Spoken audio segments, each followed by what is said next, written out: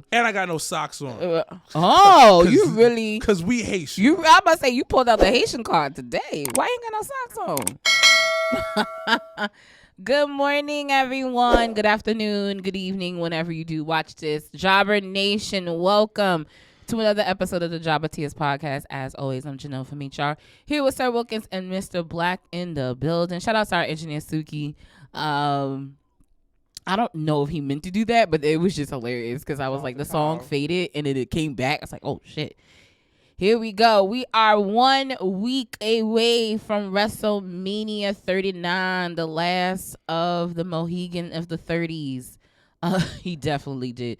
He definitely tried to embody his inner Diddy, and it was hilarious. I was sitting here like, what the fuck? But we are a week away from WrestleMania. Tons of things to talk about as we're on the final trail to Hollywood, Los Angeles, SoFi Stadium, 2 nights. Los Angeles, California will be taken over by wrestling. Shout outs to Kyle. Shout outs to the Four Corners of Commentary. They had me on last week in honor of Women's History Month. Yo, Kyle, where the wedding at, B? Because I told your future wife I need to be in a reception, getting tipsy, singing love songs at the top of my voice. Lord. The screaming out. We need like a Jobbertears wedding. Like someone like the screaming out. To just have it all out. I want to eat wedding food. Wedding food be popping. It depends where. I've never been to a bad wedding. It depends if they do buffet or seated. That Obviously, makes a difference. they're doing buffet style. But listen, when I was in my college roommate's wedding, it was definitely seated. But that's your college roommate. Correct. That's what I'm saying. The only thing that will ever be... Listen, I will never let any one of my friends ever do is do a cash bar. I will never let any of y'all go out like that, okay? Because that is the tackiest thing in a wedding you can do. How's is that a cash bar. It is mad tacky. That is tacky as hell.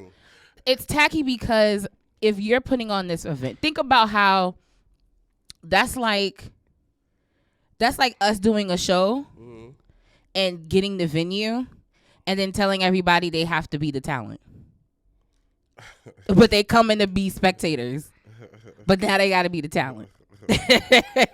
So you see how like that's not what you signed up for. So you're just like, I'm coming to watch, but then they like, nah, actually you the next, you coming out of Gorilla. Okay, I get it. It's tacky as hell. So I would never let anyone of my Kyle, friends do that. Kyle, this is what we're doing. You're gonna get Golden Corral. Fox. Golden. No. I want some Spanish food. We just gotta get Golden Corral. We are not getting Golden Corral. Yes, we get Golden Corral. Tiffany American food. Tiffany is a full-blooded Puerto Rican. Exactly. We are not getting Golden Corral. So then we get the Dominican spot uptown to cater it. That's it. And then you do buffet style. You can do, but it's not real until like the waitress got a fatty. The waitress is gonna have a fatty and that extra meat behind her arms. Yeah. You know what's crazy? Nice. One of my favorite movies of all time is definitely The Wedding Singer with Adam Sandler and Drew Barrymore. It is by far. It's like the random. It is like cult. It's like cult culture 90s.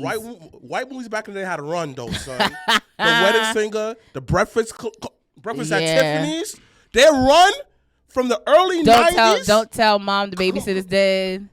Honey, I Shrunk the Kids. Son, yeah, classic. White people had a strong run from the 80s they had us to the the 90s. Ooh, Mrs. Doubtfire. Come on, Uncle Buck. Blank check. Yo, Rookie of the Year. It's hilarious. Sandlot. No, the thing about it, you have to understand who the king of the 90s though. The king of the 90s was nothing but Adam Sandler, B. Yeah. Adam Sandler was the king of the 90s. Big Daddy, you had Happy Gilmore. Who's fucking with Adam Sandler, though? In the 90s? Not in the 90s. In the 90s. Like in that 90s. genre. But in the 90s, the only person... 90s comedy. The only person that was better than Adam Sandler because he was the low-key one of the GOATs, Robin Williams. Yeah. Oh, you talk about white talent. Well, so the thing with Robin Williams, Eddie Murphy, come on. With the Beverly Hills Cop. And Eddie Murphy's had 80s and early 90s. Oh yeah, late Adam 80s. Sandler had the 90s. Ooh, happy. Come on, Big Daddy still get you. Big Daddy is one of my faves. Oh, Flubber, one of my other faves, definitely. Did y'all see the clip of fucking Brandy in Prince Charming from Cinderella?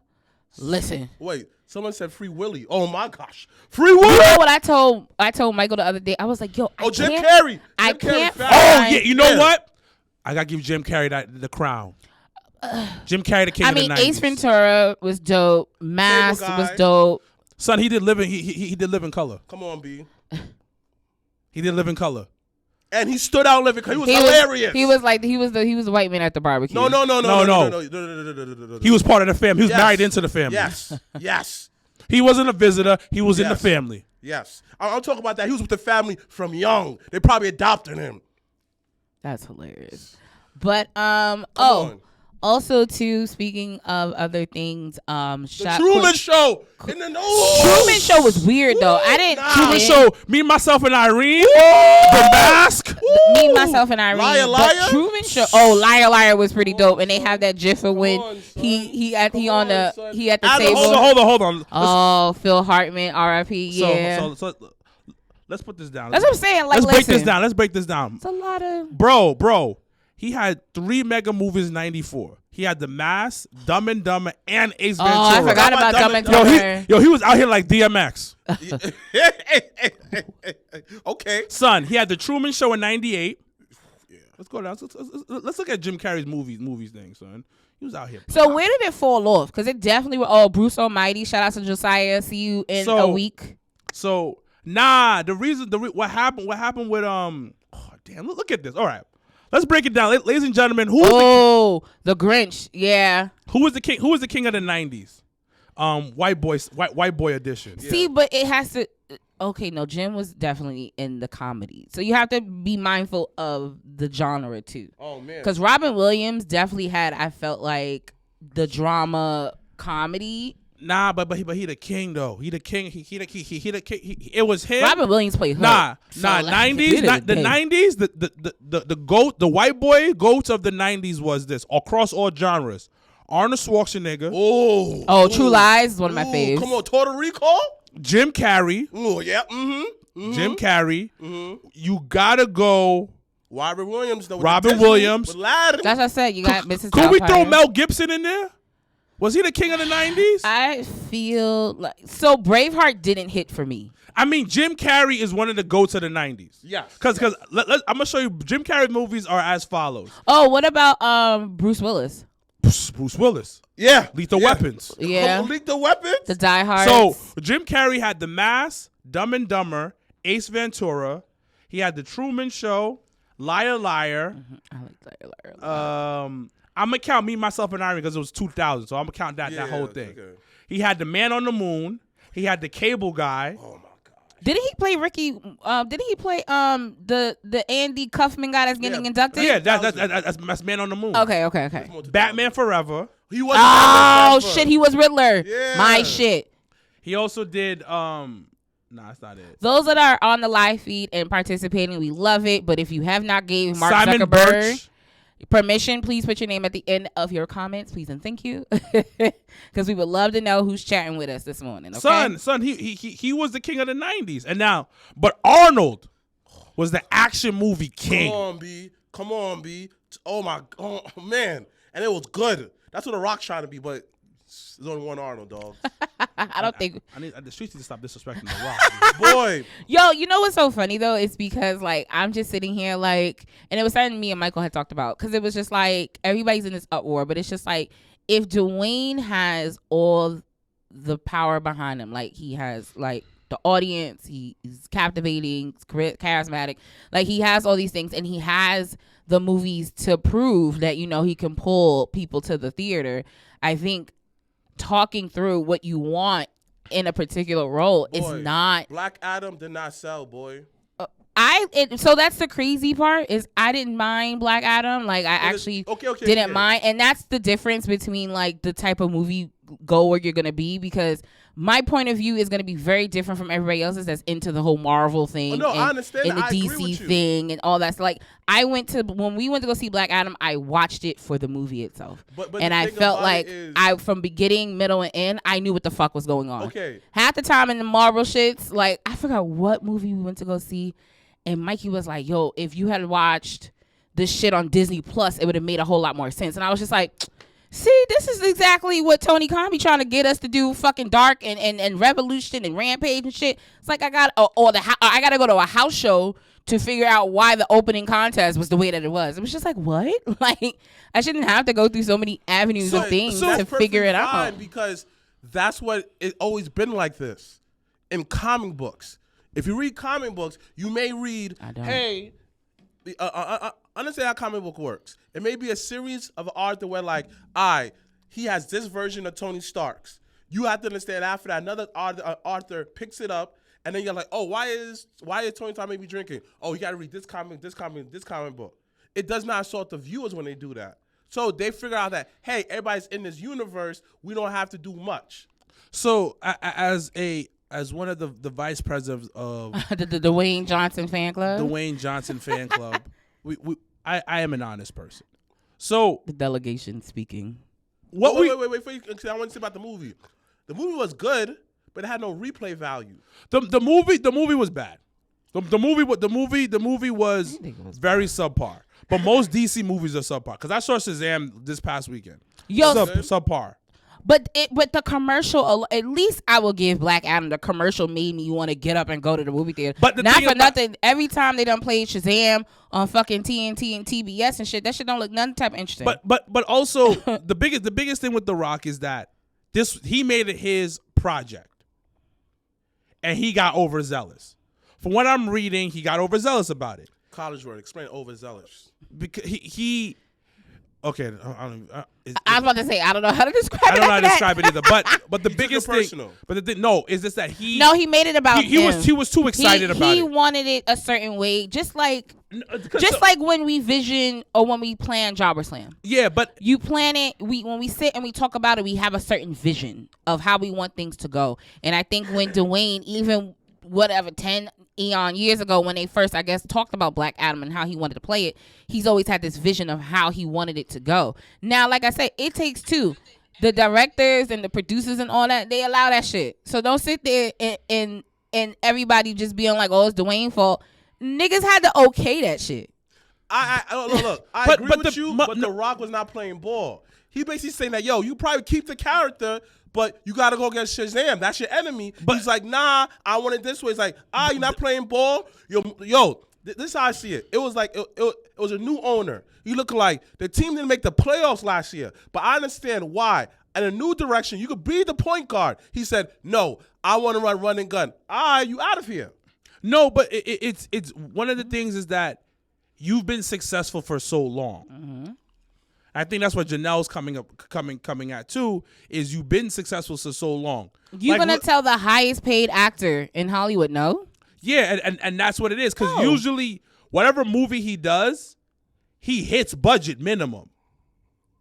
That's the number one thing. Every time he's done a movie, he hits the budget.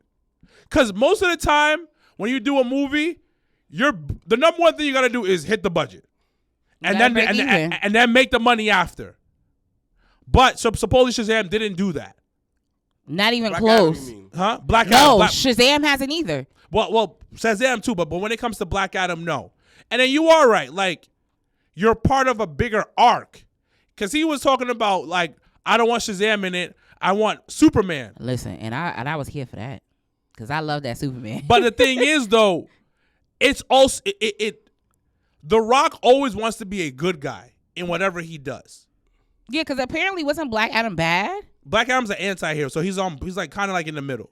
But when it comes to The Rock's brand, because all of his movies always have a happy, has a happy ending. Mm-hmm.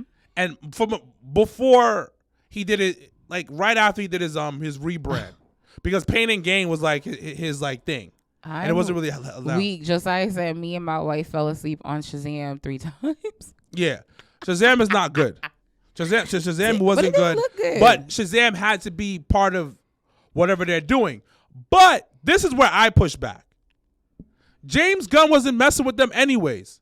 James Gunn was going to reboot everything. So Shazam didn't do well. Black Adam didn't do well. It gives me more reason for me to rebrand everything. And he tried to bring The Rock along, but hey, just follow the script. I got you. No. But it's also he's using The Rock. He's trying to show that I'm better than this. Look what you let him do, so let me run. Now, the Flash movie that's about to come out is gonna be fire. You saw the it Batman Flashpoint in it? Paradox? Huh? You saw Flashpoint Paradox? No. Is it You Michael? never saw that movie? I have no idea what you're talking That's about. what it's about. Is it Michael Keaton playing Batman in the Flash movie? And Ben Affleck is in there. Watch the cartoon. Flash. That's what it's based on? Yes. Okay. Flashpoint Paradox. The greatest DC animated movie ever. It's up there. When I said that it's up there, son, it will have you like, oh my gosh, tears. Comments. They know about the Flashpoint Paradox. It's bloody. Watch that. Well, it's based. So what but the thing is what's crazy is about DC. The guy that plays Flash, he got in mad trouble. I don't know why I don't play the guy from the Flash for the show. Wait, who's that? The dude that's playing Flash, he got into mad like sexual harassment stuff, a bunch like of stuff. Like it's wild. And the thing about it, y'all yelling at The Rock. Like, no, hold up. Let's keep it a buck. Y'all yelling at The Rock, but the guy that's playing the main character in the movie that's supposed to save your company has the most problematic reputation ever. But yet everybody is tossing that under the rug. I mean, do you really want to know why? Problematic. You already know why. It's because he's white. You're right. But it is the most problematic situation. But yet everybody is blaming The Rock. Yes, The Rock messed up. Yes, all that. And they're throwing a bunch of bad PR at him. But he's going to have to because The Rock's been up high for too long. But the thing about it is the guy's playing ball. I don't care. But that's irrelevant. That's the thing. This is why he ain't getting as much slander because he's playing ball. No, he's not getting slander because he has no choice. That's what I'm saying. He has no choice. The Rock is on some like, I'm still gonna make money regardless. I'm good. Which, in all honesty, I feel like that's the attitude you should have. Like it should be like, cool. Be like, listen, listen. If it was a trial and error, then fuck it. Like we tried it, it didn't work out for whatever reason, and I'm gonna continue to make the money off of my other billion other businesses. Like Kyle just said, homeboy from the Flash kidnapped a woman. Oh, word? Yes. And yet he has not gotten in trouble. He's about to do crazy press, and I ain't gonna hold you guys. I'm a hypocrite because I'm gonna see that movie first weekend out, popcorn and slushy. I ain't any better. A young woman at that. Well, we all know why they were scraping out under the rug. But like I said before, like she was The Rock is still wrong. But homeboy, James Gunn needs to shut up. They say two wrongs don't make a right. You know what it is? The Rock is just like, I don't think Rock is wrong. I think it's just Rock is just like, he just listen. He was overzealous about the project. That's it. And the thing about it, he had the pull because at the end of the day, the executives at DC could have said no. And they didn't. At Warner Brothers, I mean. And that's where I come from. DC, same thing. Yeah. That's where, in my POV, we're on the business side of things, is the girl is that's what I'm saying. 18? So that's what I was feeling, where I was like, but the producers and everybody, the higher ups, y'all allowed that. So like whatever that come after that, that's on y'all. Like y'all let him run the asylum, and that's on y'all. Pops up on my Instagram. Who? Dwayne. Flash? Yeah, The Rock. Oh, Dwayne. wow. Yeah. Well, I hope and pray, just in passing, there's a moment that you may bump into Dwayne because his daughter's debuting on NXT Stand and Deliver, and I would find it really weird for her daddy not to be there for her first match. So I mean, he ain't gonna be there. If there's a Rock sighting, you don't think he gonna be there for his child first match? Nah, he ain't gonna be there. That's fucked up. Come on, he don't care about that child no more. That's not true. Even though he's, it's interesting when because they got two little ones, so it's interesting when you are in a different phase of your life where most of the road for when she was young, he was on the road. He wasn't probably there like that. He probably was still her dad and stuff like that. But it's interesting how he interacts with the girls he has now because he's in a different place in his life and he's able to have more freedom and kind of move how he wants to move. So it's actually really interesting. But all right, let's, I guess, now that we've gotten Dwayne out of the way, because that was, I guess, the elephant in the room. Let's talk about what else is going on in the wrestling world before we get into this week in wrestling. Listen, the streets is talking about Bray Wyatt. Beloved Bray Wyatt and Husky. So with the Bray Wyatt situation, because you mentioned he was injured, he broke a finger, blah blah blah, but there's other rumors going around he was been difficult to work with. Mm-hmm. And I mean, it's just so hard because this is like the same thing that happened before again, with, the talks of him being hard to work with him. And then also I had found out earlier this week that one of the guys that was like heavy on like writing for him had had got fired earlier this year. So a mixture of people, I guess he might have wanted to be on board with how he visioned the things. And see, once again, creative, it's like when you give people too much creative control, this could be an example of what happens. Or you give someone not as much creative control and they leave the company. It's just always it's a balancing act. So it's really interesting that we're in, once again, a year, 2 years removed from the mania of him and Randall, and that was a weird ass ending, to now fast forward now where we don't even know if Bray will be at WrestleMania this year. Once again, hindsight being 2020, Vince was right. Because everybody he released, some people I understand this, that, or third, like Adam Cole, I'm looking like, nah, Adam Cole's a damn star, but I understand why. Whatever. That was probably, he didn't release Adam Cole. No, my bad. He did. My bad. I misspoke. Everybody he fired, look at them now. Even people who came back in AEW, looking like I can see why Vince fired you. Yes, it sounds fucked up saying that because nobody deserved to lose their job. Nobody. But it already happened. I don't want to wish upon nobody. But I can understand why he got fired. Like, your homeboy at your job. If he gets fired, you go like, I understand because he stole too much toilet tissue at the job. They called him, he got fired. I get it. I used to take toilet tissue from my old job. Wait, you used to take what? I used to take toilet tissue from my old job. Yeah. I mean, everyone steals stuff from their job. Pens, paper, toilet tissue.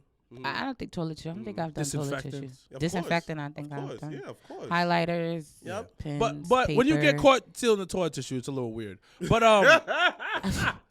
but when it comes, but the thing about Why did you do that? What? To save money. Like Dollar Tree don't got 4 rolls for Dollar $1. Tree didn't exist back in the day. So no, it existed with the time. That's what I'm saying. If he worked, nah. No. You save money. If I could spend $1 on something else, or spend $1 on toilet tissue.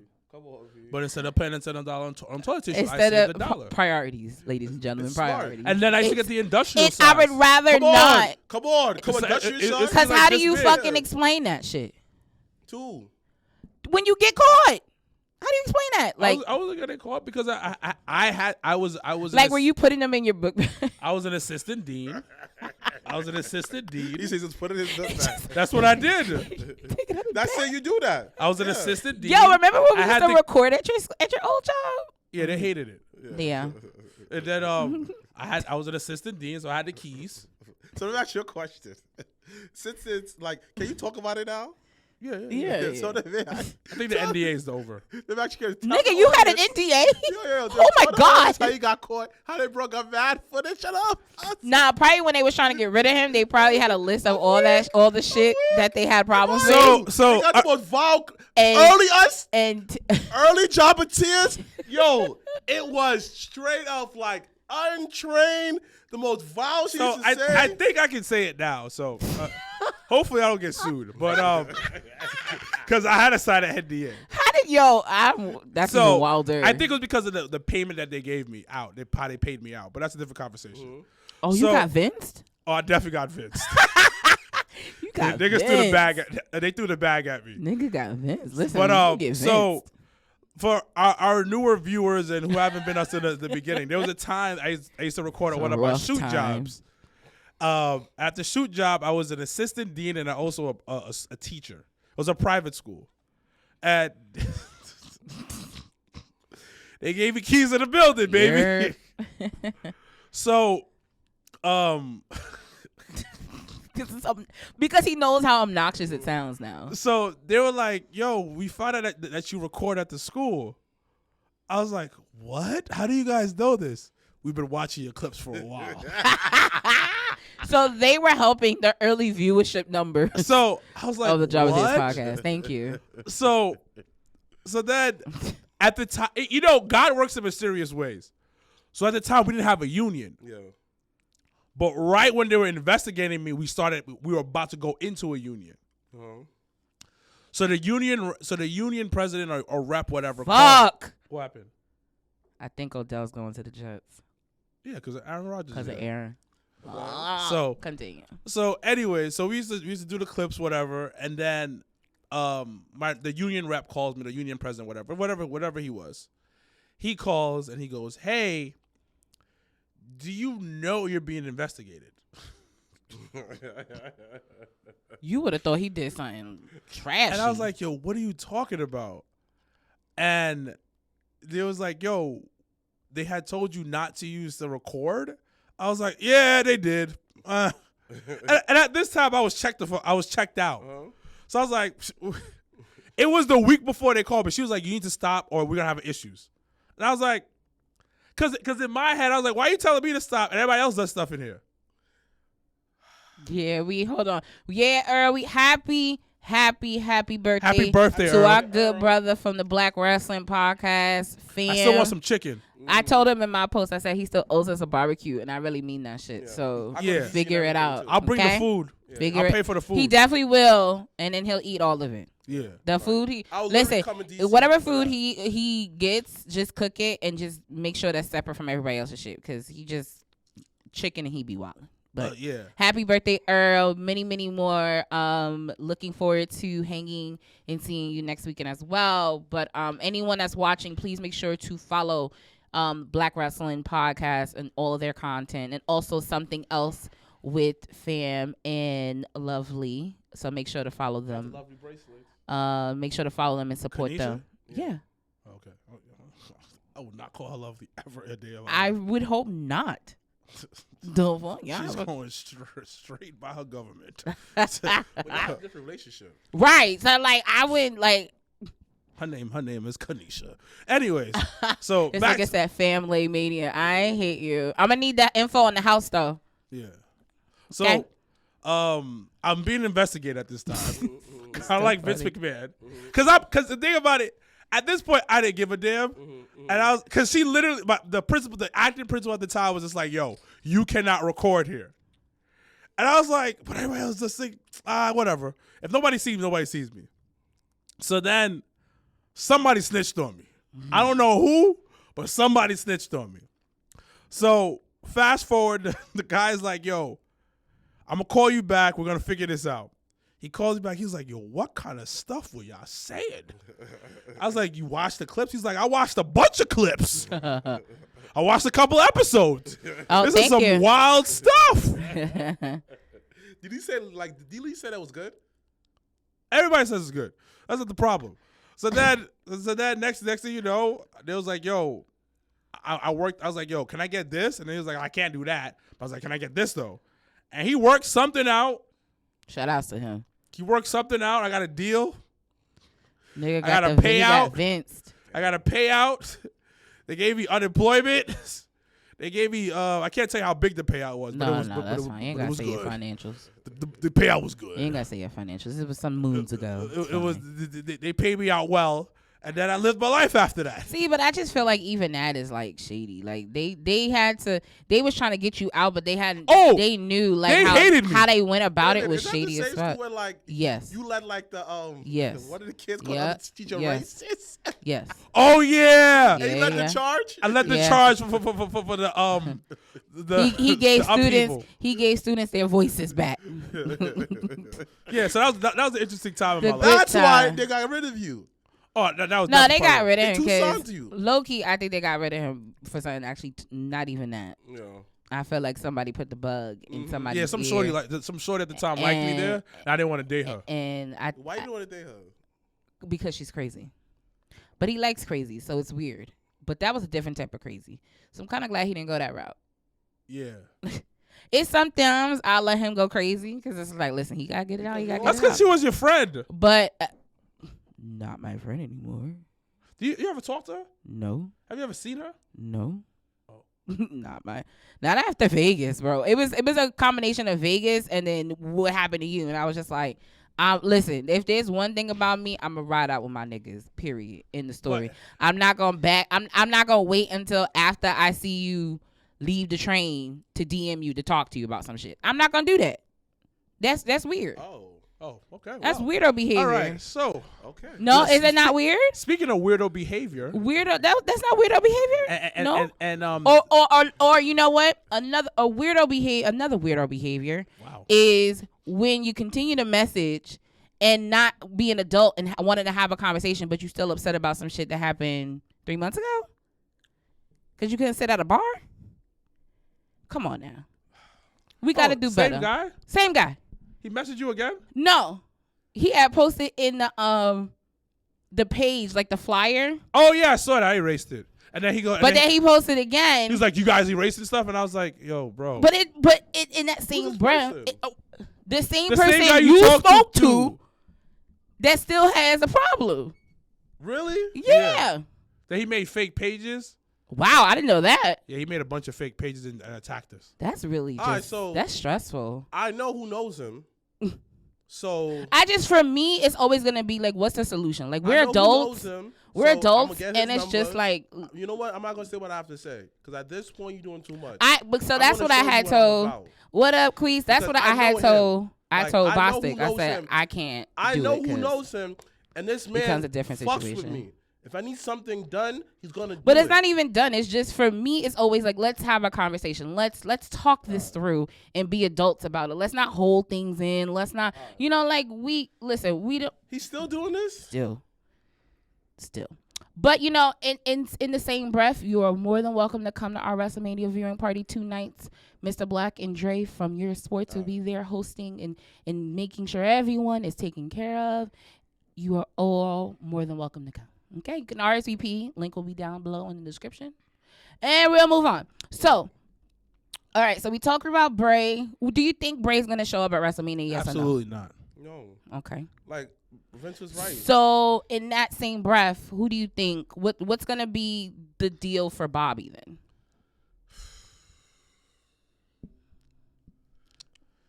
That's the thing. I won't be surprised if he get his get back on Brock than the Omos thing. Because at this point, Bobby is attraction. Mm-hmm. You have to have him on the show in some capacity, somehow, some way, somehow. It only makes sense because, it has to be something. Because I feel like, honestly, it's not fair to Bobby. Because at the end of the day, like, I got agreed to do all of this, that, cool. I worked with you, I did everything. Yo, Trips, what's up, man? Especially after Brock said, nah, I'm good. And that's what actually made me upset when it came to Omos and everybody coming at him again. Because it was like, y'all not complaining. And Brock agreed. That's what I'm saying. Brock said yes. And there's a reason why he says this. There's a reason why people are like The Undertaker, like Kevin Nash, like, all the big giants in the wrestling industry. They're very high. They're very big on Omos because of not only his stature. There hasn't been a person of that stature in such a long time that you can make it an attraction. You can make it. That was a part of my comparison with Andre the Giant last week because of the attraction physical look of it. So it's like, boom, you use them limited. Let me ask you a question, right? Mm-hmm. Why is the internet community don't like Omos from your point of view? They don't like him because there may be people that don't relate to him, and that's always a thing. No. Let's keep it a buck. Well, you have a good point. People are not related to him because he's tall, whatever. It's not only that, they may not understand the character. They haven't allowed him to see it through. Nah, it's not it, B. So let me ask you a question. The reason what it is because he ain't flipping. He ain't coming off the top rope. He didn't do a high kick. He's a regular big man. He got 5 moves. He has 5 moves of like death. Everybody fucking else. Yeah, but he doesn't do that stuff. We're in the work rate era. Mm-hmm. That's the era that we're in. So if you're not working a certain type of way, people don't mess with you. I get, but also too, I guess it depends on the type of fan that you are. Like, I like that Omos is in a story. I like how they've built it up to where it is now, where they had MVP kind of at the realms of reeling Brock into the situation and then having the face off. Like, I think it really just depends on the type of wrestling fan you are. Like, if you want the flippy shit, then Omos is not gonna be an attraction to you. But if you are a person that likes stories and likes characters, then Omos is gonna be something you're gonna be like, because to be honest, he's been on the radar since fucking Raw Underground. If we're gonna be completely honest, my nigga was giving y'all character development, being the security guard for Shane McMahon. And don't forget he was a ninja. With Tozawa. So my thing is how I feel about Omos. Everybody has to say, oh, he's a giant guard. He's a giant this. He's the black version of Khalid and stuff like that. And I always ask everybody this, right? How many tall people have you seen in wrestling? Correct. And one thing about Omos is y'all really don't let people develop. No. Omos, it takes a while to understand wrestling. That's why I tell people, a lot of y'all always talk shit on the internet. Actually go to wrestling school and train. Take a bump. You understand that shit is not easy. It takes a while. The fact that his character work is getting better and better and better, everything else will catch up because it shows that he put in the work in. Yeah, and guess what? He's representing a demographic that has not really been touched in. Like, in all honesty, Omos being, Nigerian opened the doors for them to do the tryouts in Nigeria.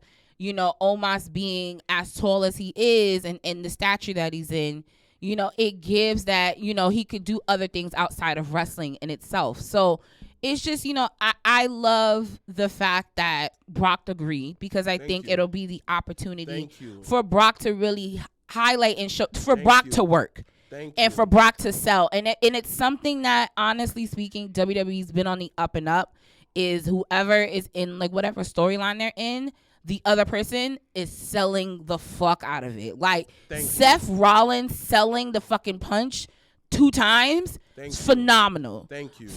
You got to look at the little things. And the art of selling is really, I think WWE really has been on the up and up on that end of things. Thank you. When it comes to that. Because it's like Brock selling even though he low-key probably fucked up that clothesline, but Brock selling it, he didn't have to. But to add on, and Brock will let you know he ain't doing shit. And to add on what you've been saying, he been taken from wrestling for so long.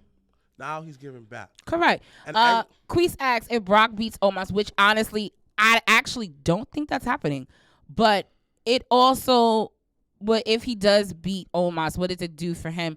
I mean, it's not always about the W and the L. Let's look at how the match actually goes, and you can kind of tell. Just because someone loses doesn't mean necessarily they're not going to be able to come back from that. It's the same thing when Bianca had lost in 26 seconds. Everyone was like, oh my God, Becky beat Bianca. Oh my God.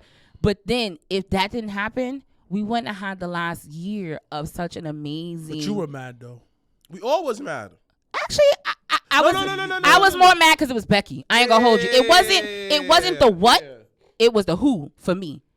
But I was mad for 2.5, but I understood why. And I knew the journey was going to be better than what the fuck happened at SummerSlam. I knew that. You know why I'm not worried about the outcome? I actually am not. Yo, you know why? Let's say Brock Omos wins. Like you said, it's the story. Yeah. How you come back from that. Everybody's so worried about the outcome. What's going to happen? Look back at when Brock and, no, it was, I think it was it Braun and Otis? I think Braun and Otis had a match. Mm-hmm. And everybody was surefire that Braun was gonna win. But if you go back and watch, Otis gave him the business. Like, it was a legit match. Mm-hmm. And those are the things you can appreciate because they're gonna be able to tell you a story in the ring. It's not about who wins or who loses. But now that Bobby may not be in the position of having an actual match, there's more of a reason to enter him either into the match if you wanted to, or have him come out and help. So, it's just it's a wait and see kind of thing. And reason why that I'm not, what's going to be the outcome of it? Because listen, I'm around wrestling 24/7. You know why I like watching WWE? Sometimes I like to turn off my brain and feel like Lil Yardley again. Just watch it to see that. Oh, no, this is why that I don't want to watch if from to get time off. None of that. I want to be a kid again. And if Omos win, I'm going to watch the next day and say, I'm going to see how Omos recover from this. But the thing is, so how do you want somebody to get better? You got to put them in. You got to get the reps. I don't listen, everybody has an opinion about what they like and what they don't like, which is totally fine. Of course, yeah. But at the same time, have you guys not seen Omos get better over the couple of years that he's been on TV? Let's not look at the stuff that people people don't really pay attention. Look at his physical. But the thing about it, that's what I'm talking about. Like over the past 2-3 years, maybe 4. Let's say 4. He has gotten better and better and better. You're talking. I don't think people understand. When you're that tall, it is hard to move. Yeah. So he actually had the same thing. I think the same. It's something similar to what Andre in Big Show has. Of course he does. You can't be that tall and be normal. But however, he ended up, I think, not unlike them, he ended up having surgery. I think it was a tumor or something. He ended up having surgery for it. And then he's not growing anymore, which is a good thing. Because that's the thing that kind of like got Andre, halfway, out the business like that. But he's not growing anymore, so he has to take like supplements and things like that. But for him to be that tall, to be that, like, he lost a little bit of weight. And because it's the same thing when niggas look at Gunther crazy. It was just like, yeah, he was that big, but now look at him now being like one of the longest reigning intercontinental champions. And probably the next big thing in the next year or two. And how long did Gunther become? How long did it take that man evolve for where he was? That was like 2 years because he was in UK. No. I'm not talking about him in time in WWE. When he came to WWE, he was a complete package.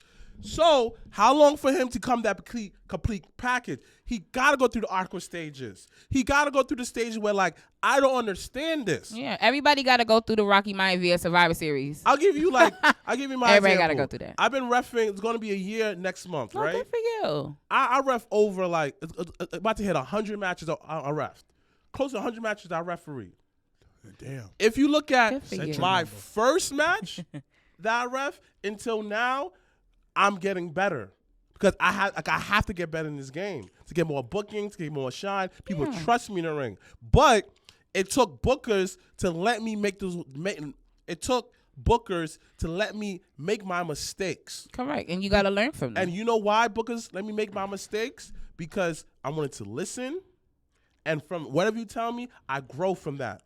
And that's what's the key. Not only just in wrestling, in life. Yeah. Learn how to have the compound effects. Learn understanding that, who I am right now is thinking who I was in the past because I allow myself to take my time to grow and listen.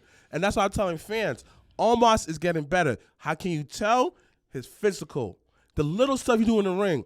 His facial expressions. From match 1 was AJ until now. He better have facial expressions. Now he be looking like, you a joke? But he sells the match. Looking back, like, they've been low-key setting him up for this whole thing. Because now that I think about it, him and AJ winning them tag belts in Tampa was wild. I was like, what are we doing here? But AJ gave him the space to grow. And also for him to teach him. And I love, because everybody had bitched him on when Omos and AJ became a thing. And I was just like, no, this is so great. Because you want somebody that's decorated and seasoned to be able to teach him the things that he may not be able to know just by himself. And I'm going to give you another layer, too. You know how easy it is to work with somebody who's understanding, who's caring, who allows you to make my mistakes? Omos could have made a mistake in a match. Compared to somebody barking at him, AJ be like, "Come on, back man, let me talk to you real quick," and took him in as a big little brother. Yeah, this is why it was key to the development. Now MVP, same exact thing. Same thing. And people don't understand. He's teaching him a different level of the business, especially being a black man in the business and what he's overcome himself. And guess what? Vince McMahon, who's seen who developed classic big man. Hey, what's up? All these people Vince love coming him to, and the biggest thing that people forget that Omos is when you meet him in person. So nice, coolest. Oh my God, one ever. of the dopest. So come on, like in person that you can meet, like super sweetheart, like for real. So and this man, People like other big men in the something. past who failed. When you hear about them, they're dickheads, they're jerk, they like the fame gets in his head, all of that. This man has the perfect package to be. I'm guaranteed Omar's gonna be in the Hall of Fame, and he will get better. So let's talk about other rumors that's been circling around WrestleMania, I guess, where Randall's name has been thrown in the pot. That he's gonna fight Bobby. They're flying him to now. First of all, let me don't explain tease something me. to you. Don't tease me. I Bobby think versus Randy first of all, I think having back surgery, that is a bit much as the first match back. Like that is old. Like that is old. So y'all acting like Bobby ain't safe. It's not about Bobby You not being acting like safe. Bobby ain't safe. But it's not about Bobby being I safe. trust It's Bobby just with like him in the ring than Brock. You act like Bobby ain't safe. But it's not about Bobby. He not don't being got to safe. take too many bumps. It's just like, yo, my What does he man have to came do? back. This is he's coming back for what it could have been a career-ending injury. Like, bro, he does not have to do anything crazy. I wouldn't want the powerhouse of fucking Bobby Lashley to my first match back. Son. But Bobby matches, Bobby's moves are not really like Yeah. crazy. They And not. like but then who's gonna boo? Who you gonna boo for? So, You don't need that. You don't need that. You need the pops. Yeah. Nah. Listen, 6 minutes. Y'all stay on y'all feet. And then RKO Bobby. That's it. Game over. Come on. That shit is wild. But Randall's name has been pulled up where they do have plans of flying him out to LA. So we'll see what happens with that. That is exciting. And it's really it's a really good thing to hear because definitely Randall was definitely on that. We don't know if he's coming back. Another name they had sprinkled that I had Bobby heard Lashley versus Brian Cage. Ooh. Come on. I'm not a Brian Cage fan, so y'all can have that. No, I'm not. I just don't. I like beefy men hitting each other. So listen, really Brian care for Cage that. versus Bobby Lashley, that is me beating my meat. That was really weird all across the board. That's going to be good as hell. But so another name that got thrown out this week I felt like was Big E. Nah, Big E ain't coming back, though. You sure? Big E ain't coming back. You sure? Like ever? I don't think he's coming back. Like ever? The streets is saying that he I feel like it's a mixture of both though. Streets is saying that he done, but maybe he does come back. But see, I feel the streets said that quite a few people be done, and then they pop the fuck back up. And you be like, oh shit. I'm trying to think who else. Also this week they announced that Andy Kaufman will be the celebrity inductee for the Hall of Fame this year. So far they have Rey Mysterio, they have the Great Muta, and now Andy Kaufman will be on. I think they probably got room for like maybe 2 more. I heard through the Grapevine Hall of Fame won't be as long as it was last year. But as you know, last year was Undertaker's induction. So listen, Taker. Bro, take the hour. That's why it was so long. Because it was Undertaker. Take the hour that you want. I don't care. Batista. So Queen. So to the Batista note in the Hall of Fame. So once again, his movie schedule is preventing him to be inducted. Actually, Cindy Lawford should be in the Hall of Fame. She in the Hall of Fame? No, and first of all, I thought Andy Kaufman was in the Hall of Fame already. So when they announced that, I was like, wait, what? Yo, it was weird. Why aren't we all hyped about Puerto Rico, son? Puerto Rico, they just announced also too that SmackDown the night before Backlash will be in the same arena as Backlash, being hosted by Bad Bunny. Shout out to Bad Bunny for. There was niggas that bought that game because of Bad Bunny. Bad Bunny in the pandemic era shows you that there's no excuse, B. Bad Bunny. If you look up the pandemic era, Bad Bunny defined that era. He was one of the highlights, B. He had a concert with Booker T, a WrestleMania match. Come on. His tour got promoted on WWE. Well, yeah, because that was his entrance. Remember with the truck at WrestleMania? That shit was dope. Fire. But speaking about Bad Bunny, for those that have already started playing 2K23, please put your comments in. What do you think of the game? Highs and lows. Mikey's been playing it. Like he plays it low key, like every day, a little bit, creating his character. But it's actually like for me being a spectator because I'm not a gamer. It's super clear. Yeah. It looks really good. You have the P5? You say what? He has a PS5 or PS4? 4. But even on when he plays, because sometimes he'll play remote on his iPad. I don't know how he does that technology shit. Yeah. But he'll play remote on the iPad, and it looks clear on the iPad too. Clearer? Yeah. Like it looks good. It's a good game. From what I've been hearing, not only seeing him play it, but and it's really challenging. Like this nigga got upset the other day because Jonathan Cena be Super Cena through the whole fucking game, and it's hilarious because it's like real life. So it has a and it's not even like it's still on like normal mode. Like it wasn't even like a difficult mode. So and John Cena fucking ate him and took all his health away. It was wild. So WWE is old school normal mode. Okay, I got it. Yeah, nah, I would recommend it, especially like if you're a gamer. I'm gonna get it now. And did he beat Super Cena yet? I don't actually. Mike, say it in the comments because he's watching. I don't know if he did or hasn't because nigga be upset and I'll be like, because my issue with a lot of video games is, cause I've been playing video games for years, is the normal feels like easy to me, and hard feels like easy. So that's the thing. The easy is Super Cena hard, low key. But it's been really dope to watch him play it and see it because also I saw somebody post the other day AEW about the game because the game still hasn't been. There's no date yet. It's been delayed.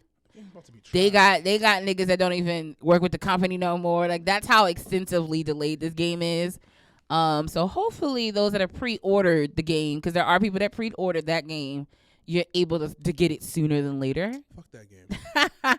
I don't know, but all right, yeah. What else is going on before we talk about see your AEW wait forever? Somebody had posted that and I was dying. I was like, what the fuck? I was like, oh, you got a point. What else is going on in the wrestling world before we get into this week in wrestling? Any other exciting news? Actually, those are on the live.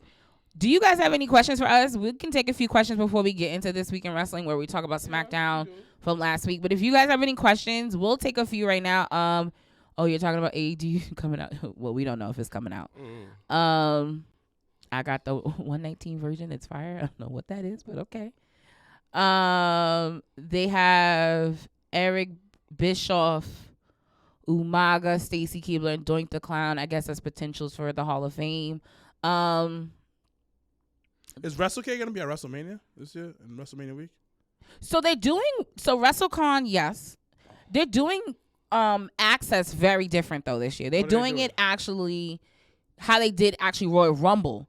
So they basically just have this space in the convention center, like a superstore type of situation, and they'll just have particular meet and greets like to a certain section. So it's not like it may not be as interactive as the access as before, things like that, but they'll have the superstore. $120 for the Cena Deluxe version. You said what? For the because it's $120 one. Oh, okay. I have no idea. I was like, I have no idea what that is. So access is smaller this year. So I wouldn't say it's. I wouldn't say smaller, but it's not the big like how it was when we went to Dallas. It's not multiple venues, right?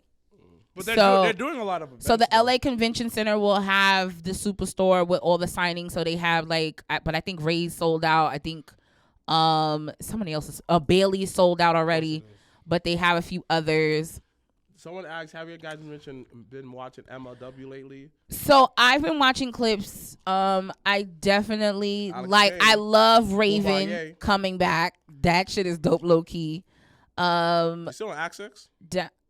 Real? It's still on Real? Yeah, so well, I think they're on Reels now, but with the underground thing. But I love Raven coming back with the group thing. I love, of course, Alex Kane and Boombaye. Jacob doing well. Hammerstone is making it popping. MLW definitely still hits. They actually will be here in New York the Thursday after WrestleMania. Really? Where at? At Melrose in Queens, Melrose Ballroom. So MLW will be in New York on that Thursday. And then the Saturday they'll be in Philly, and I think the Saturday one we may try to go to. the Philly one because it's at 2300 Arena. Oh, okay. What day is that? The Saturday. The Saturday after WrestleMania. That's So like the MLW's So MLW's in the Northeast. Let me know. I'll come. I'll let you know. I don't know if we're going or not because I gotta work. So I don't know how we're gonna make it work. I always gotta work. But yes, MLW. If you are in the New York tri-state area, they will be here the beginning of April. So make sure to, if you want to go, make sure to go. If y'all going to Philly, if y'all don't know, good. If y'all guys don't know in Philly, I go to the Queens one by myself. Then. Okay. Well, you should still go to the Queens one regardless. Cause I probably call out the work. Nah, I have to probably work. So. No, actually, no. But matter of fact, I gotta see if I gotta shoot at the school. Yeah, no. Alex came with the cheesesteak shit was wild. Alex Kidd is doing this. Alex Kidd is really doing his thing in MLW right now. He's taking the ball and running with it. We got Alex Kidd interview, description below. Check this out. He's super dope. We're so proud of him for, coming a long way and, and sticking to it. And that's the thing. When you don't stick to something. I'm asleep. I love the fact that people listen. I love the fact that people are interactive. It's just wild when it's like weeks later. Like, you ever see the episode of SpongeBob where it goes? So we're talking about how Top Dollar commented on a TikTok video of us talking about he can't dress. Like Top Dollar guy 3 weeks later, and it's the funniest thing. It's fine. It's no big and we deal. listen. And I'm probably have to see him at Mania. He's not gonna say nothing to me. You may or may not. No, he's not. You don't know that. I really don't care. We know that. But yes, any other questions you guys have real quick, and then we'll jump into SmackDown from last week. SmackDown was good though. Woof! SmackDown, Smack Dizzle. Yeah, SmackDown was good. Raw was good. The AEW was good too. It was they're doing more storylines. Yes. The ending blew minds though. It took me Why? Out. Because production. Because in the wrestling sense, you laying there like this for mad long. When he comes, you run away. Make it make sense. You know he's coming. Go out there and try to meet him out. Something. And it just took too long. It was okay. I can see where the ambulance thing was just like, because I thought that he was gonna come in the arena with the ambulance. It may not have been space for that, but I get what you. That's why I said that production. You should have thought about it, because him coming with the ambulance made more sense in my head. So you parked the car, so you parked the ambulance, everything like that. I mean, you know what's wild? I guess it's because we have to take off our thinking caps. Because in my mind, I was just like, in what world did Hangman Page be allowed to drive an ambulance? Like that off rip, no, I had asked myself. It doesn't make sense. I'm explaining to you why. My nigga, would you be able to drive an ambulance? If you know how to drive a poster truck, you can drive anything. Would you be able to drive an ambulance? I don't know how to drive an ambulance truck, but he's a cowboy. No, I'm not talking about. If you know how to drive a tractor truck, I'm not talking about. I'm not talking about the physicality of actually being able to drive. I'm talking about. Are you going to be able to drive an ambulance like you, a civilian? Yes, I'm someone that why. Doesn't work I'm explaining to you as why. an EMS worker to you why, can drive an ambulance. I'm explaining to you why. When you have a certain celebrity to you, and he probably make these two ambulances, I'm a big fan. All right, listen, you go on break early. I'm going to take the truck back. All right. That's wild. I love the story. I love that you made that story. It's true. That's not true. But it's okay. I let it go. I didn't make it. I let it go. Wait. Be honest. Certain times, niggas let celebrity do whatever they want because they are who they are. Well, he's not going to let him drive an ambulance. But that shit is not believable at all. But I let it go. And because you can rent an ambulance. Because of the story to it, I let it go. But I'm just saying, realistically, Hangman would not be able to drive an ambulance because that's not true. I didn't see I didn't see the end. So what happened at the end? So Hangman came back. No. Wait, hold on. They beat up Omega. I'm talking about that. This is the post match because they beat him up. Then the Titantron, woo! He came out. Slammed the door. Ambulance. Yeah, the ambulance. It was like, imagine back when Austin came out with a Zamboni type shit. So they stood there for a good 5 minutes watching. Like, when he came down, they ran. I'm looking like, and it was wild because it would have been funny if he came like not from the ramp. Actually, it would have made more sense. It would have made more sense. Okay, made no production-wise, sense. I get you on that. I get you. Because that for me, because when they had looked around, that triggered me to look around and be like, all right, he may be coming out of some other right? shit. Like this, I was like, oh, shit, what's going on here? And then, but I do like, I guess we'll work backwards. I do like that the Black Combat Club are bad guys. Rob, I do like that. We understand that AEW rented it. We understand that. No. We look at it in storyline. She's talking about that. It's story. How can you get an ambulance? So I'm adding contact by saying that he was probably cool with the ambulance driver, big fans, let him do whatever. I'm fucking over it. We still believe in kayfabe in this podcast. So you know what my plus and minus for AEW is that they pick and choose. Like not every segment is is a storyline. Like only the ones like I feel like they really just give like the Bucks and them a story. Mm-hmm. They give MJF barely a story, but they'll do that. Jericho people. Yeah, they have like the major players. So y'all feel like Garcia's promo?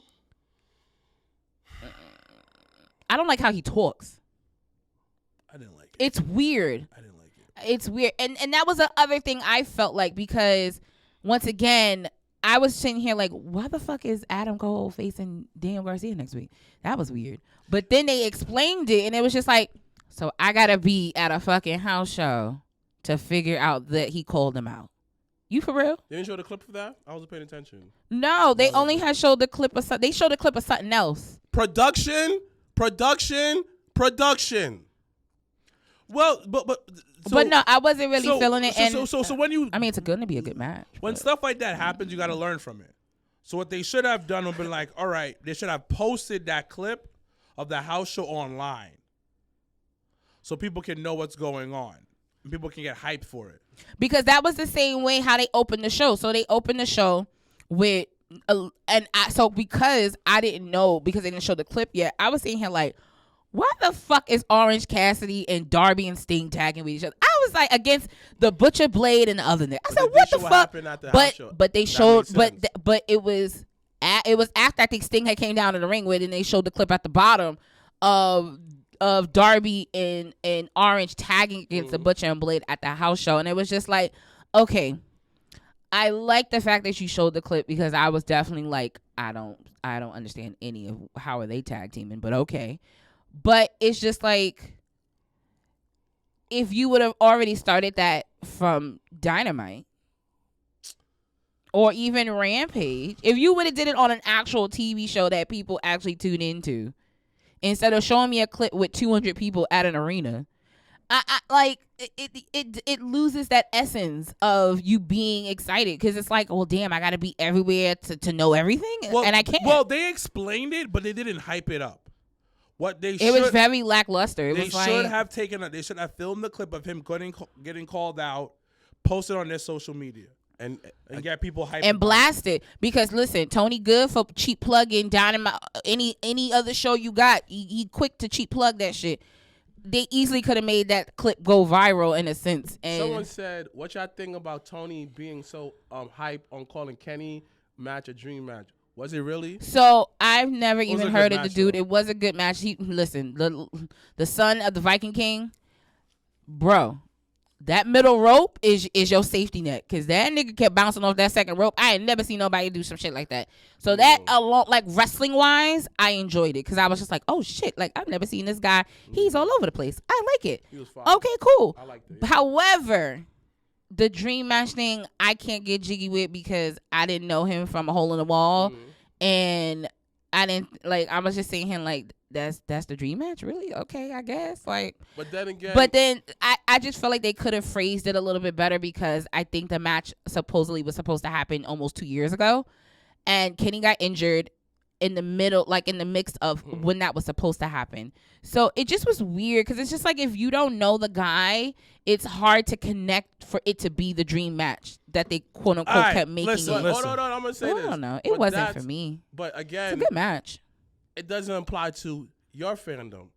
Like for example, certain people may not see Sting versus Darby as a dream match. They look like oh, who's Darby Allin? Da da da da da. But for me, who's a fan, oh, that is a dream match. See, but you use two people that actually are in the same company that they put together all the time.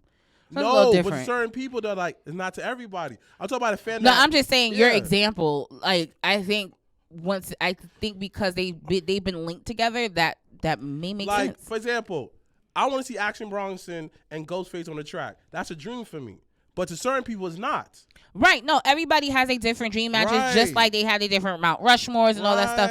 But I just think the narrative of them claiming the dream match, it really was only the dream match for those that were really invested in those particular, and what's wrong those with two that? characters. There's nothing wrong with it. But, but for someone like if you, like for the casual viewer that once again, like they've been averaging about 850,000 a week. Your base, yes, they're drooling at the mouth like, oh my God, this is so great. But they're at that stage where they have to kind of look past that baseline. And how do you expect to grow when I don't even know who the fuck the other guy is? Or how is this a dream when y'all didn't, like, had they had shown different if the guys did different promos leading up to that match, if the guys had, even if they had a previous match, well, no, that was probably the first time they wrestled each other. But if they had similar people that they both wrestled, if they had put together like a montage of things that made sense to hype up the match, then that would have catered to the fan base, and it would have caught somebody casually like, oh, let me see this video package. Production. Yeah, but let's keep it a buck. Okay. We've been saying this for the past, how long AEW's been around? 3 years? 3 going on 4, yeah. 3 going on 4 years. We've been saying it for how long, which is basically like the majority of the time we have this podcast. Mm-hmm. That's not who their fan base is. And Janelle, you are right about it when you say that they need to grow their fan base. They don't want to grow their fan base. No, they don't. He's very cool with catering to the people that he already got. And Tony is totally fine with saying, you know what, I'm gonna cater to this. One of the things is when I was watching the match, I fell asleep because I'm an old man. I was about to say you ain't gonna make it. So I was trying to. It was a good match. It was a good match. Yeah. This morning? Huh? That morning? Well, also it's Ramadan too, so I had to wake up and eat. Yeah. So, but anyways, to go back. Everybody kept saying, well, just Google him or it's not a big deal. It's not a big deal. It's a dream match. It's a dream match. That's for his fan base. Yeah, like the Kenny Omega fans were drooling at the mouth. Most people who are at that fan base watch AAA. So they've seen Viking King, the son of the Viking King, has wrestled. That's the translation of the wrestle, by the way. In AAA. Well, yeah, Kenny Omega was a AAA champion and he had to, and that guy is now the current AAA champion, and Kenny had to release the title because he got injured. So that's the reason why. Now, this is why Cody was so important.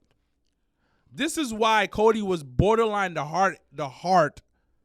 I wouldn't say the heart, the soul. I think the Young Bucks and Kenny are the heart of the company. I agree. But the soul of the company was Cody. That's our song. So what Cody added was basic storytelling. What Cody added was the basic flow of putting a show together where it's just not about moves and not just about the matches. Mm-hmm. AKA Cody brought structure. So it's more structured. But that's why Dynamite's been a lot better lately because they're going back to storylines. Even though it's around the same people as always, but that's most companies anyways. Your top guys are going to get most of the storyline. So we can't even play different. But right now they're going back to creating long-term booking and doing storylines. I got to kind of push back on that because I feel like everyone else does it, even if it's like low. Like I take, for example, I'm one of the biggest Chad Gable fans ever. I take it as an example. Chad Gable, I love him. Love what he does. Even though they aren't merch selling top on main event, they still have a story going. They still have something you can invest in. They still have something you can tune into. And for the most part, I feel like Impact does the same thing. it doesn't have to be a top star. Everyone has a storyline going to it. Even to MLW, everybody still has a storyline to it.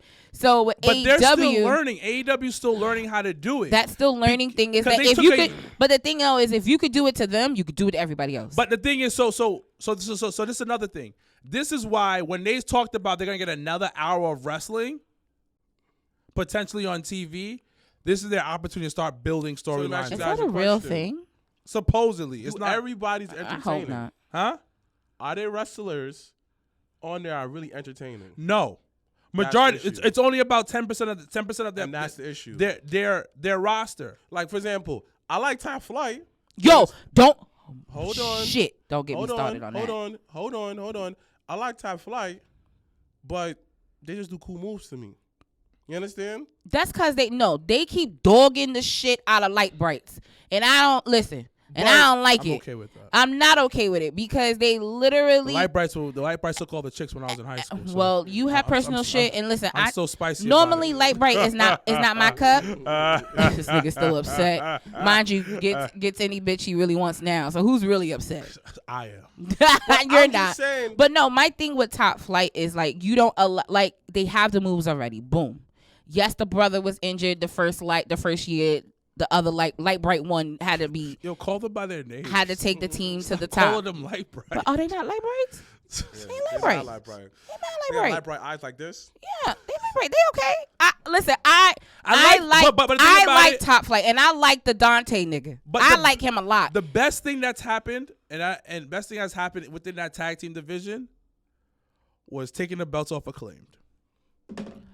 Why? Because you're building up the division right now. FTR versus the Ass Boys. They still call the Ass Boys? Yeah. Well, yeah. No, the Gun Club? No. Gun Club. So, Gun Club? I like it. Because it was Acclaim winning. You moved the Elite to the trio world. Yeah. Now you have a tag team division. You do. Within moments, Acclaim gets the title, gets into a little bit of family scruffle. You get into these feuds. They lose the title. We bring up FTR. Acclaim goes away for a little bit. They're definitely coming back. Yeah. So they ain't gonna be on Rampage this Saturday if y'all looking for the Acclaim. So what's crazy is that you mentioned Top Flight and Light Bright. They keep doing Light Bright. But the thing about it, this is gonna lead to good things. They put this fuck that. Should have been led to something good because they put Light Bright in that fucking ladder match. He fucking lost. Every singles match they done put him in for opportunity. He done fucking lost. But they're not entertaining. The only time to you. And it's because they haven't really fully allowed them to even fucking talk or do anything outside of fucking flipping. You don't even know they can talk or not because they haven't even gotten the opportunity to do that shit. The only thing that, and then it was almost insult to injury when y'all niggas put AR Fox with them, which I love. I absolutely love AR. And I love what he's done for the business. And he doesn't get his flowers all the time. So I'm going to give my good brother AR Fox his flowers. Because he definitely, there would be no Austin Theory without a fucking AR Fox. And make sure you know that. But they put him with them for them to win some fucking money shit. To then wrestle the Elite, which was a good match. But it does nothing. That loss did nothing for them. Every time they lose, it does nothing for them. Where in a loss, you should be able to come back from that. That Light Bright has never been able to come back from any type of loss he's had. So upset. He's put on weight. That's why.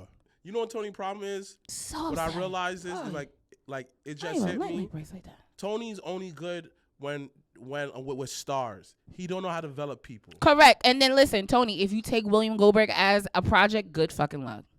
Good luck. What? Listen, good, Goldberg and AEW luck with that. Putting butts into seats. Good luck with that. Y'all hating. Had that. You could have. Listen, the delegation gives it to you for free. There you go. Have it. Because I don't want it. What does Goldberg does for AEW? Not a fucking thing. Puts butts into seats. And does nothing. What are you gonna do? Unless he unless what he does, he go streak versus streak. So unless he goes against Jade, I don't even want it. No. Hook. Yes, go against Hook. So like, go against some undefeated niggas and then talk Hook. to me. Speaking of Hook, where's Hook? I feel this proves to my point. Hook, Jade, a lot of these other talent who's young. Tony is not developing them at all. You have a lot of good talents that need more development. You don't put them in situations. You mentioned when AR Fox and the rest of them won that money. Mm-hmm. You easily could have had vignettes of them spending the money crazy and stuff like that. Or putting it to something good use. Exactly. But you don't even give niggas a chance to even fucking talk. And that, that Dante nigga. Wait. That Dante nigga deserves way more. Wait. Y'all seen Keith Lee? Hold on. Y'all talking about giving people a chance to talk. Y'all talking about giving people opportunities. This guy, Keith Lee, is walking around here looking stupid. Looking crazy. Stupid. It's crazy. So.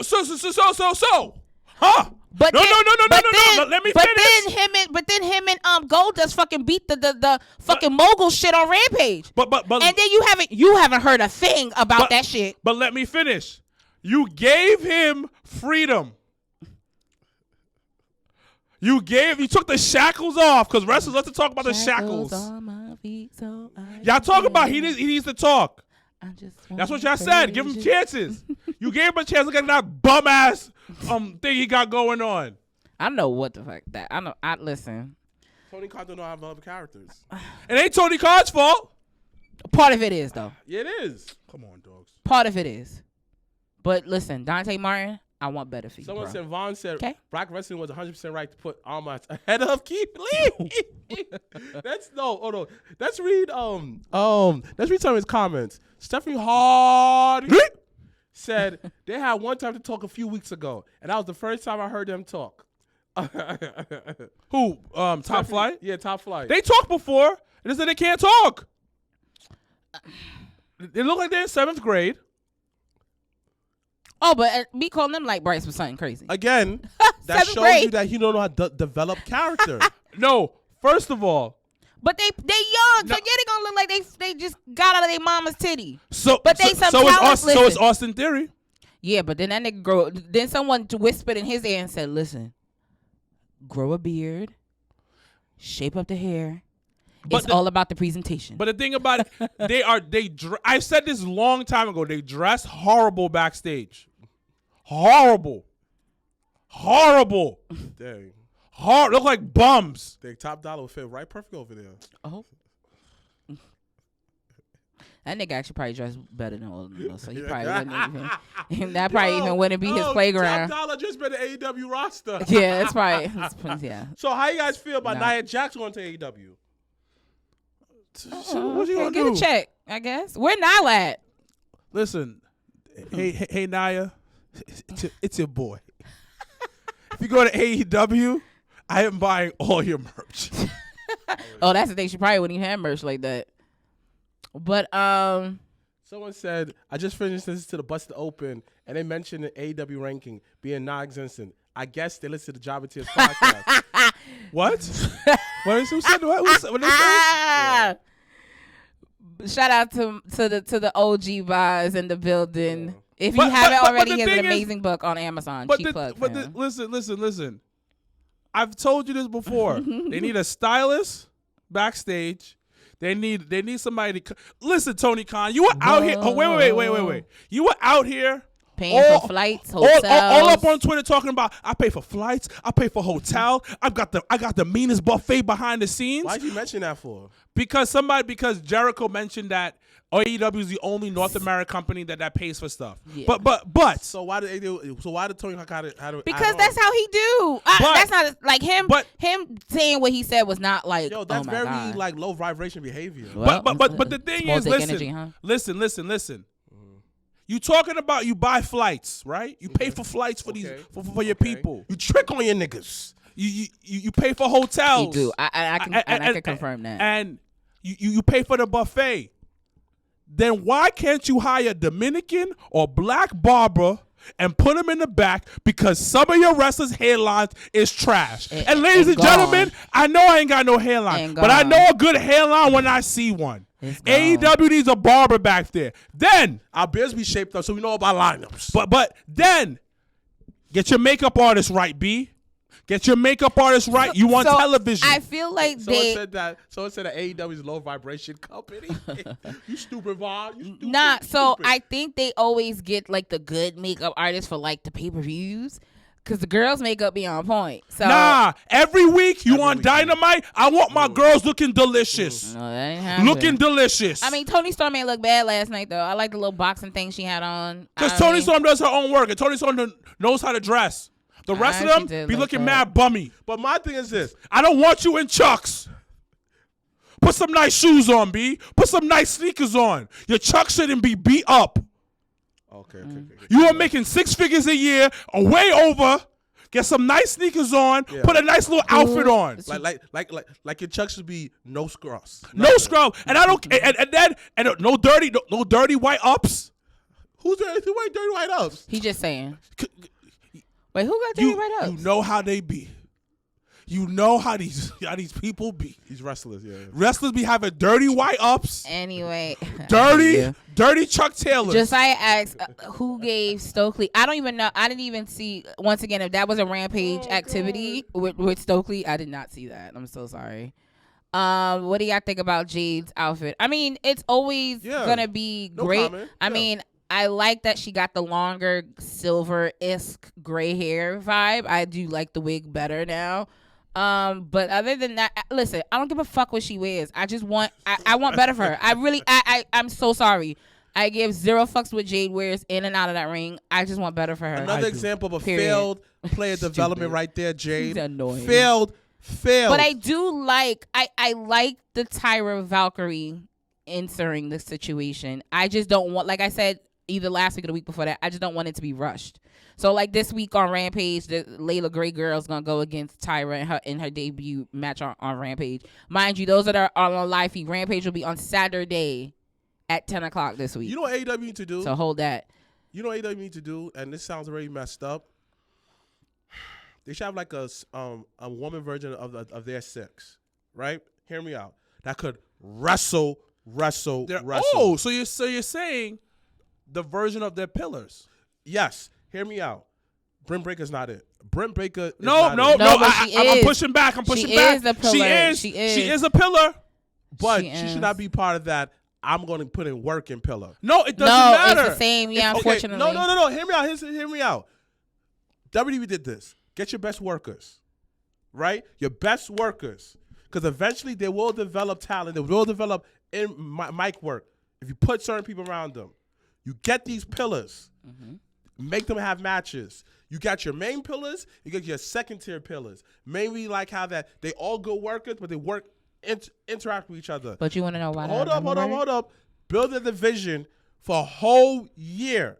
Every other girl, get your weight up on Dark and Elevation. Because at this point, there's too much inconsistency with these good wrestlers. Yo, where Abaddon at?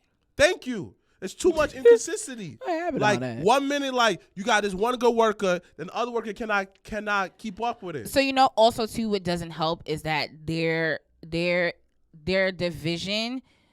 I feel like 50% of them don't even live in the United States of America almost, and it's like weird because like it's weird, but it's simple though because listen, they have the pieces there. Britt, Hayter, Tony. That's 3. Willow, Jade, and then you could have put Athena in there. Yeah. So that's 6 right there. Yeah. Have them come work against each other. Too bad the last person you name is the ROH Women's Champion, which she's facing somebody that I have no idea about. But you do have good workers. You have Mercedes Martinez, which I don't even know if she's still contracted. So like it's just. I think because, and also too, what doesn't help is like their fan base, that loyal fan base doesn't really care about women's wrestling. Eric said that's weird. The 4 pills I get in a match out of nowhere, getting an AEW title match out of nowhere. It's not as weird. I think it's a story that it's in itself, and I actually like the fact that they, in all honesty, it's something the fans are invested in, and I like when you can be invested in something and being like you can just be like, all right, cool, because you got 4 people. And what I liked about and it was the small thing, I will give AEW this, it was a small thing they did after the Darby match, and Darby had looked at the sign where it was Double or Nothing, And I like that. like that too. That was dope because it was foreshadowing as fuck, and I appreciated that. I honestly like the QTV thing, but I like QT Marshall. So, I really hope in some way I just hope Will gets the shine that he deserves as being TNT champion. I don't want it to just be him I don't want it to be another Jade situation where you're just holding the title to hold it and then beating all these people up. Though? It's like, and you're not having a story QT to put it. something all around him, and he given every one of his guys, hey, these are good workers, but give him time to have personality and talk. It takes time. He's developing. But I like the QT. But you know what's great storyline? The Bloodline storyline. All right, let's get into the W. It's another week of them showing their greatness. Everyone eating. Another saga in the Bloodline storytelling. Everybody been flaming young with Dom Perignon every day. They're going on a private jet eating. On, so Solo couldn't go. Let's go. No, but Solo because he trusts Solo more than he trusts them niggas. Ain't it obvious? But this past week on Friday Night SmackDown, we got a little bit more clearer version of what else is happening for WrestleMania weekend. Started off with the Intercontinental number one contenders match with Sheamus and Drew McIntyre, where that ended up being a DQ, where then now it's going to be a triple threat, which is kind of what we all had heard, read about, knew about. So that's going to be a banger, I think. And actually, I really want Sheamus to win. Not going to hold you. Really want Sheamus to go over. So we got that match, and then we started off with Cody being on SmackDown and inviting Kevin Owens to the ring and Sami Zayn to the ring. And Cody Luther X was giving his sermon on listen, we got to do this together. Everybody got to be on the same page. And they've been building up to that conversation that they had on SmackDown. So that was really dope. And Kevin Owens gave the no and walked away and drove off. And it was just like, oh man, here we go. I'm not hating on Drew. He's boring, so I don't really care. You wasn't saying that pandemic. Yo, I was definitely saying that during the pandemic. I never cared about Drew McIntyre. Nah, fuck that. Son. He put the company. I said that shit then. I said that shit about Drew then, now, he was at home. Forever. But Drew put the company on his back. But guess what? Come on, B. Roman being home was not a choice that he wanted to make. It was a choice he had to put make. the company on his back. I don't give a fuck. Whatever. Anyway. With the sword coming out with the fight. Come on, That's B. why he didn't win at Castle. He was coming with the sword, B. That's why he didn't walk away with Castle. That's fine. But what else happened on SmackDown? I'm trying to remember. I guess we could fast forward to the ending where Sami and Jay had to listen. One thing about Sami Zayn, what he said to Jay, he said, "You just mad because I did it first." And I said, woo! If that is not the piece of the puzzle that's going to push this storyline past WrestleMania, I don't know what is. The moment he said that, I caught chills. I said, oh, but he's not lying. And the way that Jay sells from his face to his body language to the way he talks, like the emotion, just we are getting main event Jey Uso again. In a different level, and it's really exciting to see. Once again, the greatest faction of all time has come. Your opinion. Ladies and gentlemen, we are seeing this, and then your opinion, and then my man Cody. You know I love that white boy. Actually, you gotta love the half Cuban Cody Rhodes, as he's told on Raw. Very much so, but. Because his daddy white. No, his mama was probably white too.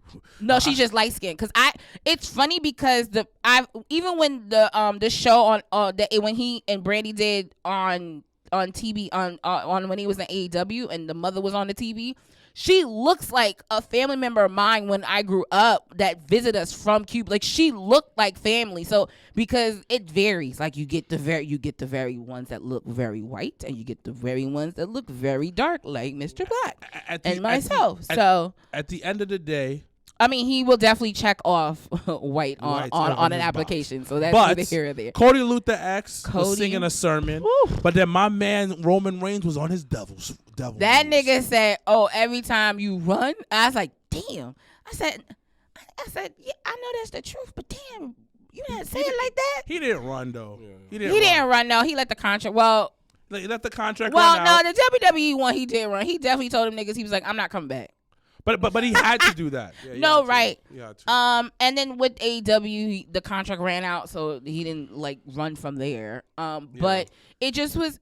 It was the face to face that I didn't think both of them could really go toe to toe about. And I want people to also understand is that what they've done has been really good. Yeah. Sammy shouldn't have won the title. No. And I know everybody was saying like Sam. It was great, but Sammy shouldn't have It won wasn't the the time. It wasn't the time for the it. title's got to be divided before that can happen. That's number one. Number two, Dave cooled off Sammy enough where he's not interfering with what Cody and Roman have going on. Right. So they have their own thing going on. And Roman and Cody are now boosting up this match and making it something that you want to see. I know it's not perfect cinema, but it's been almost close to that. It's definitely like you tune in. Like they had, and I love, once again, to your notion of production, I love the fact that even from SmackDown they kept pushing and plugging that Roman Reigns will be on Monday Night Raw, and I love the fact on Monday Night Raw they kept plugging that the first time in 6 years Cody Rhodes is wrestling on SmackDown this week.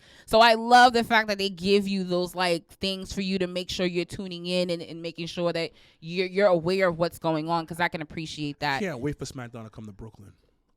It's so it's at the excited. Garden. When is it? It's at the Garden. When? They moved it? The July. It's at the Garden? Okay. I thought It's they were in Brooklyn. the Friday after Money in the Bank. We get the post Money in the Bank SmackDown Stephanie Hardy here in New York. How you guys feel about the small collection of fans who feel that Cody isn't going to win at Mania? Suck it. I don't think he's gonna win either. What the fuck is wrong with you? Listen, I don't want the bad jujus. I don't But want the thing that. about it, my man Roman going over 1,000 days. Fuck that. If you listen, Undisputed champion for 1,000 days. He is the king wrestler of the modern era. yeah, no, Cody's gonna win at WrestleMania, because if not, that I don't see how that makes sense. But Why you know, not? but you know what? Why not? You know what has me on the edge of my seat is the tag team match, because it still leaves that window of like you don't know if Sammy was just bullshitting. So do you think that they're going to main event? And Trump, if it was me, like as Booker, if it was me, But you're a Booker. if it was me though on the WWE side of things, I would put the tag belts as the main event for night one. I would have absolutely do that. I watched something a couple of days. They said, because last year they didn't do the women, just to be fair, do the women's again. No, listen, I'm all about fairness. I'm all about, equality, all that stuff. And of course the women should have their time and all of that stuff. But I think for the storyline purpose, I feel like if, let's say Doesn't matter. let's say if the tag match is right before Rhea and Charlotte, the energy of the entire arena won't be there to give it to the girls. Then it's their fault. That's not their fault. Yes, it is. That's who. Why? Yes, it is. That's Why? not the girls' fault. Yes, it is. Why? So, all right. So when you took all the energy out when you wrestled Simon Miller, it was your fault? It wasn't my fault. Or the people that wrestled after It you, was their which I fault. think was main event, It was their fault. But is their fault. Put on a banger. and Put on what a did banger. and what did main event did had a whole arena cheering. Exactly. Because if you're a good wrestler, you understand that psychology. Let us build up to that moment, because they're tired. So a lot of rest holds, a lot of staring around for them to build up. You let them sit, and then we got them. Exactly. We got them. Because if all right, yes, where you're on the card matters. I get it. I Absolutely get it. I does. get it. I get it. But Charlotte Flair is a veteran in the industry. Super veteran too. No, And then I'm not denying that. my man, TJ, I love him. Yeah. he's back. He's gonna be in the back. You put together a banger. Producing. And if the crowd does, if the energy is pulled out the arena, okay. But you bring it back. But you pumped air, you CPR that arena, and bring them back to life. And you know what WWE will do? That's why the promo package before the match is the pouring. See, but the thing though sometimes is, and that's the catch-22 watching it at home and being live. sometimes the packages hit more when you're not in such a big But it's area. still a cool down period for them to chill out, to catch their air. But see, sometimes the cool down it may not. It doesn't always work. But think about it in a live aspect, and I'm just saying it. But from being at WrestleMania. But think about it. It's not always the promo good package. Thing. The entrance. No, the lead up, the entrance. No, it's all. Listen, that's why I feel like it's about pageantry. It will allow them to have time to get the energy that they want. No, I get what you're saying. I'm just saying sometimes that doesn't always work. Yeah, it doesn't always work. It doesn't always. So like when I watch, cause I really don't watch the WrestleManias I've been to, but. So someone said that. Okay. Let's read this. It says. Where are you in the card matters unless it's Taker versus Undertaker. Rhea versus Charlotte build-up didn't do it to be on the main event. True. The packages ain't been dope since Kofi Mania. Someone said, where are you on the card matters? Cause let's not forget, Jericho and Triple H had a better match than The Rock and Hogan. But the energy spent during that Rock and Hogan prevented them from being You don't even remember Jericho, and that was that WrestleMania.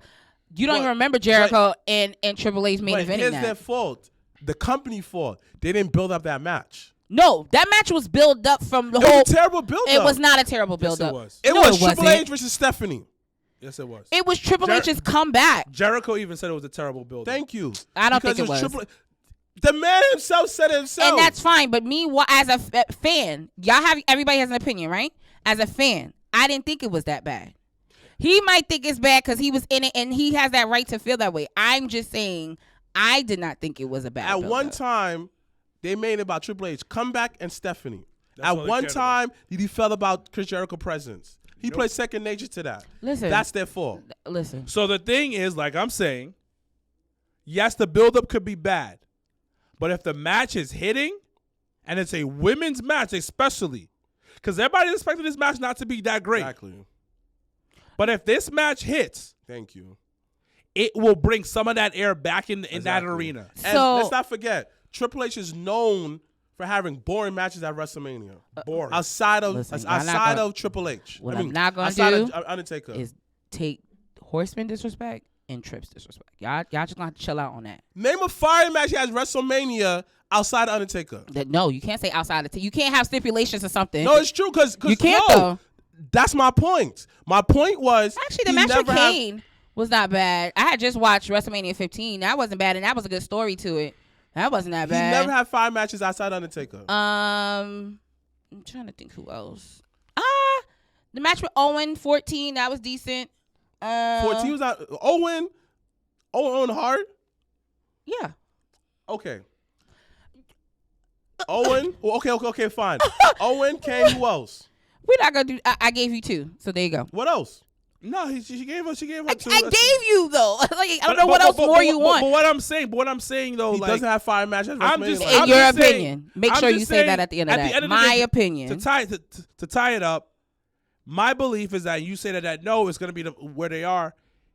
These ladies gotta put in work, because I'm pretty sure they are putting that tag team match right before that match. Yeah, absolutely. Absolutely. And the thing about it is this way. If you're going to be main event, to the casual viewers, you got to put on the banker. So you know what? Women, like WrestleMania, that match. And that, you know what? Not thinking about it, that's low-key what they did Mania here with Kofi.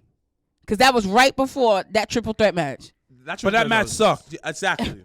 But exactly. hold on. But you had to play that shit out. But there was multiple reasons why. One, it started raining. It was cold. And that WrestleMania was very long. I think it was the last WrestleMania. That was the last one day. So you just clocked in for a job and did overtime. And don't forget, some people get there for the pre-show. So you were there for like that year's WrestleMania was probably 9.5 hours. Any year before Tampa, you were definitely in an arena for like 5-6 hours. Like it was about 9 hours almost, because you got to get there and show up. And it was raining and it was cold. It was the last match of the night. You just seen Kofi. And then the thing about it, Ronda Rousey don't got good chemistry with any of those girls. Right. So at the end of the day, it's not going to be a banger match. At all. They're tired. it's late because I'll say this from a sports analyst. All right, I used to powerlift. Mm-hmm. My first powerlifting competition was in West Bubble. I don't know where it was. It was blazing hot that day. Like Hot 97? Yeah, it was like 90 degrees. It was like 90 Are you degrees. talking about the one that was in Long Island at Hofstra? Not that one, was a different It one. was humid outside? It was humid outside and it was almost 100 degrees inside. It's packed. It was a small spot. I was one of the last people to lift. Dang. Yeah, I hydrated. But the thing about I'm waiting. You getting impatient? And it's that, and it was that long that I was waiting for. And you got to warm up, so then you getting tired. Your adrenaline is so starting to come down. So yeah, of course that match wasn't that great. But I like now, like even to, and we'll wrap up, even to Triple H's point that they were reporting that, you know, his goal this year is for it to run long and not to have that many matches on both nights. So we'll see what happens. I mean, this coming week will be the last week that they'll, you know, plug in all the matches. If it was me, honestly, I would put Asuka and Bianca on first night too. If wink wink, if it was me, and that says a lot too. I think we focus so much on the main event slot, and that first match slot is just almost as important as that main event slot, because that's gonna be that's gonna set the bar in terms of how the rest of the show is gonna be. Listen, so.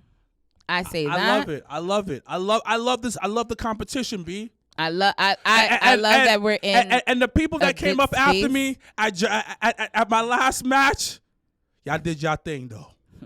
Y'all did y'all Shout thing. outs to them.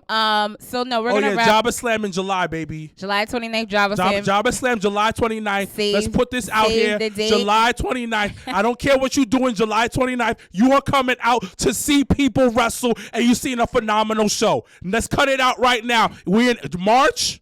We are in March. I don't want no excuses. You know what? Put $20 away a week. You can do that. That'd actually be dope if you want to sponsor. If you sponsor, you know, $20. We're taking sponsors. I feel like, you know, that them infomercials like $1 a day. It's hilarious. Yeah, we taking sponsors. But support Black businesses and Latino businesses. Absolutely. But in speaking of that, April coming up after WrestleMania, Battle Club is back with 2 amazing shows lined up. We got the War Women show on Wednesday, We're doing April pre-sale 12th. soon, by the way. Pre-sale soon, by the way. We got April 12th, the women's show, along with the following week, April 21st, which is going to be the all-guys show. Make sure one ticket gets you into both shows, so make sure to get your tickets while they last. If you are interested in sponsoring, please hit me up, let me know. Other than that, once again, you can RSVP if you're not going to be in Los Angeles, California, and you're in the tri-state area to come out and support the